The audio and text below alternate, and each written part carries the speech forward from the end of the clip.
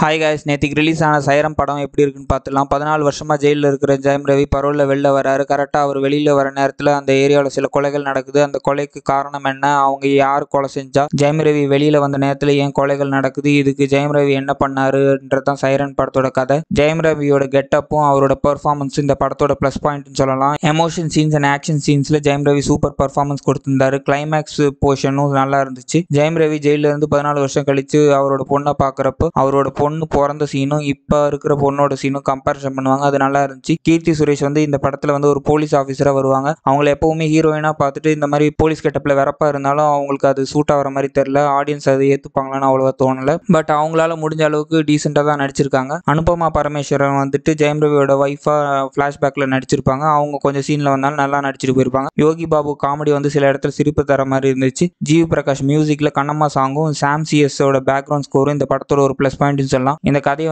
ஒரு இன்ட்ரெஸ்டிங்கான ஸ்டோரியாக கொண்டு போயிருக்கலாம். ஆனால் யூஸ்வலாக எல்லா படத்துலையும் வர மாதிரி ஒய்ஃப் இறந்தது, ஹீரோ ஜெயிலுக்கு போகிறது, வெளில பழி வாங்குறது, ஏற்கனவே பழக்கப்பட்ட டெம்ப்ளேட்டை யூஸ் பண்ணியிருக்காங்க. இதெல்லாம் எதுவுமே இல்லாமல் கொஞ்சம் புதுசாக பண்ணியிருந்தா இன்னும் படம் சூப்பராக இருந்திருக்கும். மொத்தமாக இந்த படத்தில் 3 வில்லன், அதில் ஏற்கனவே 2 வில்லனை ஜெயம் ரவி சீக்கிரமாக கொண்டுருவாரு.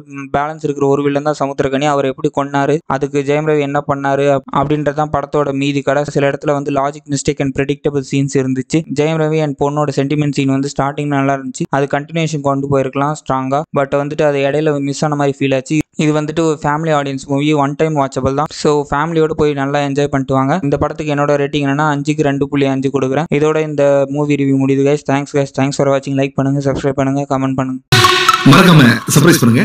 தேங்க்யூ.